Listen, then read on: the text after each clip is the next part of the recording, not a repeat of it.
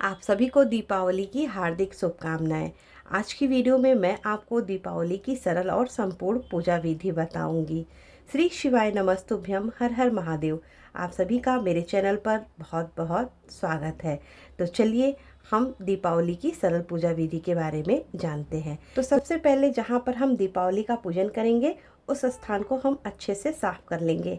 उसके बाद वहाँ पर गेरू से, गोबर या फिर हल्दी से लेपन करके चौक पोड़ देंगे या फिर रंगोली बना देंगे। और यदि आपको रंगोली बनाना भी नहीं आता तो आप केवल स्वास्तिक या अष्टदल कमल भी बना सकते हैं। दिवाली के दिन शाम के समय प्रदोष काल में हमें लक्ष्मी जी का पूजन करना होता है। रंगोली या चौक पूरने के बाद हमें उस स्थान पर चौकी लगा लेना है और चौकी पर लाल रंग का वस्त्र बिछा लेना है और चौकी लगाने के बाद चौकी को अच्छी तरह से सजा लेना है। यहाँ पर मैंने गेंदा के फूलों से चौकी सजा दिया है। पूजा की चौकी सजाने के बाद लक्ष्मी गणेश जी का फोटो या पोस्टर लगा देंगे। इसके साथ ही हमें सबसे पहले चावल से अष्टदल कमल बनाकर उस पर कलश की स्थापना करना है। कलश की स्थापना हमें सदैव अपने लेफ्ट हैंड के तरफ करना चाहिए।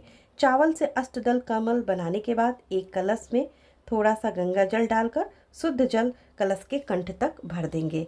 कलश पर हम कुमकुम से स्वास्तिक बना देंगे और इसके कंठ पर मौली बांध देंगे। अब कलश को हम अष्टदल कमल के ऊपर रख देंगे।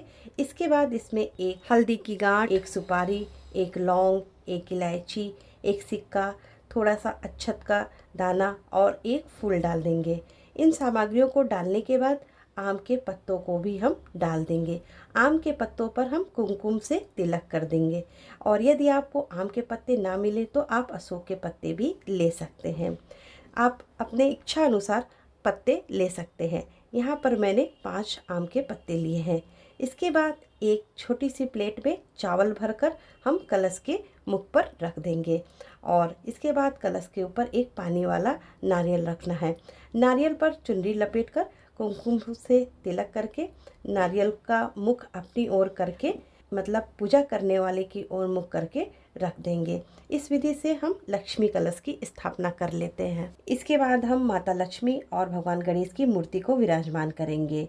आपने जो लक्ष्मी गणेश जी की नई मूर्ति लाई हो उसको विराजमान कर लें या फिर आपके मंदिर में पुरानी मूर्ति हो, चांदी की गणेश लक्ष्मी जी की मूर्ति हो, आप उनको विराजमान कर दीजिए। अक्षत और फूल का आसन देकर भगवान गणेश और माता लक्ष्मी को हम विराजमान कर देंगे। इसके बाद हम भगवान विष्णु को विराजमान करेंगे। अगर आपके पास भगवान विष्णु की प्रतिमा या फोटो है तो आप पूजा में उसको विराजमान कर दें। प्रतिमा या फोटो नहीं है तो सुपारी के रूप में हम विष्णु भगवान को विराजमान करेंगे। लक्ष्मी जी के पति हैं भगवान विष्णु, तो लक्ष्मी जी के साथ भगवान विष्णु जी की पूजा करने से माँ लक्ष्मी शीघ्र प्रसन्न होती है। दिवाली के दिन अखंड दिया जलाया जाता है। एक अखंड दिया को अक्षत का आसन देकर हम विराजमान करेंगे। अक्षत के स्थान पर आप फूल का आसन भी दे सकते हैं। यहाँ पर मैंने अक्षत से स्वास्तिक बना दिया है। दिए को उस पर रख दिया है। आप स्वास्तिक के स्थान पर अष्टदल कमल भी बना सकते। दिवाली की पूरी रात यह दिया अखंड जलता है। तो इस तरह से हमने दिवाली पूजा की चौकी सजा ली है। अब हम पूजा शुरू करते हैं।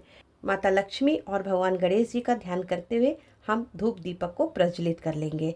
तो सबसे पहले हम पूजन का संकल्प लेंगे। अपने सीधे हाथ में थोड़ा सा फूल और अक्षत लेकर हम पूजा का संकल्प लेंगे और कहेंगे कि हे माँ लक्ष्मी, आज मैं आपका पूजन कर रही हूँ।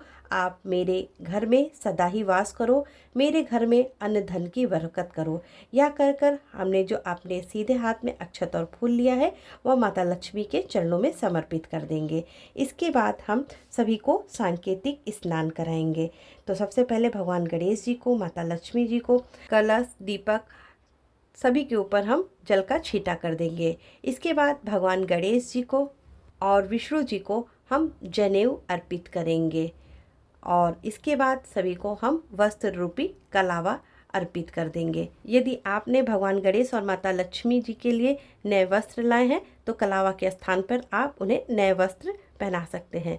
इसके बाद हम माता लक्ष्मी को लाल चुनरी उड़ा देंगे। सभी को हम रोली चंदन से तिलक लगा देंगे और उसके बाद सभी को अक्षत समर्पित कर देंगे। सबसे पहले भगवान गणेश जी को, माता लक्ष्मी जी को, कलश को, दीपक को, फोटो में बने भगवान गणेश, माता लक्ष्मी और सरस्वती जी सभी को हम तिलक करके अक्षत समर्पित कर देंगे। इसके बाद हम सभी को इत्र समर्पित कर देंगे। तो यहाँ पर मैं बारी बारी सबको इत्र समर्पित कर दूंगी। दिवाली की पूजा हमें सदैव उत्तर दिशा की ओर मुख करके करना चाहिए, क्योंकि माता लक्ष्मी जी का उत्तर दिशा में होता है। यदि आप उत्तर दिशा की ओर मुख करके पूजन नहीं कर पा रहे हैं तो पूर्व दिशा की ओर मुख करके पूजन कर सकते हैं। धनतेरस के दिन हमने जो सोना चांदी और बर्तन खरीदा है उसको भी चौकी पर अक्षत पुष्प का आसन देकर विराजमान कर देंगे और उस पर भी हम रोली चंदन का तिलक करके अक्षत समर्पित कर देंगे और साथ में हम मोर पंख को भी चौकी पर सजा देंगे। उसके बाद हम सभी को फूल तथा माला समर्पित कर देंगे। दिवाली के दिन हो सके तो माता लक्ष्मी को कमल के फूल समर्पित करें। कमल का फूल माता लक्ष्मी को अति प्रिय है। दिवाली के दिन जब माता को आप कमल का फूल चढ़ाएं तो यह फूल खोल कर चढ़ाएं, मतलब अच्छी तरह से खिलाकर माता लक्ष्मी जी को समर्पित करें। फूल तथा माला समर्पित करने के बाद माता लक्ष्मी को अब उनकी प्रिय वस्तुएं समर्पित करेंगे। तो यहाँ पर मैं 5 की संख्या में गोमती चक्र, 5 कौड़ी और 5 कमलगट्टा माता लक्ष्मी के श्री चरणों में समर्पित करूँगी। यहाँ पर मैंने 5वीं संख्या में गोमती चक्र, कमलगट्टा और कौड़ी समर्पित किया है। आप अपनी इच्छा अनुसार की संख्या में सामान समर्पित कर सकते हैं। इन सब पर हम रोली चंदन से तिलक कर देंगे और अक्षत समर्पित कर देंगे। इसके बाद हम माता को सप्तधान अर्पित करेंगे। सप्तधान में हमें माता को साबुत अनाज समर्पित करने होते हैं। दिवाली के दिन माता को धनिया जरूर से समर्पित करना चाहिए और पूजन के बाद थोड़ा धनिया हमें अपनी तिजोरी में रखना है और थोड़ा धनिया हमें अपने घर के गमले में छींट देना है। इसके बाद भगवान गणेश जी को और माता लक्ष्मी जी को हम सिंदूर लगाएंगे। तो यहाँ पर मैं भगवान गणेश जी और माता लक्ष्मी जी को पीला सिंदूर लगा रही हूँ। इसके बाद माता लक्ष्मी को हम 16 श्रृंगार की पेटी समर्पित करेंगे। इसके बाद हम माता लक्ष्मी को एक बेलपत्र समर्पित करेंगे। कहते हैं माँ लक्ष्मी जी का वास बेलपत्र के वृक्ष के नीचे होता है। बेलपत्र समर्पित करने के बाद अब हम भोग प्रसाद समर्पित करेंगे। दिवाली के भोग प्रसाद में हमें लाई, चूड़ा, गट्टा, खील के अलावा चीनी का खिलौना का भोग समर्पित करना है। साथ में आपने जो भी मिठाइयाँ भोग प्रसाद के लिए लिया है उसका भी भोग प्रसाद के रूप में माता को समर्पित करें। इसके साथ ही हमें ऋतुफल का भी भोग समर्पित करना है।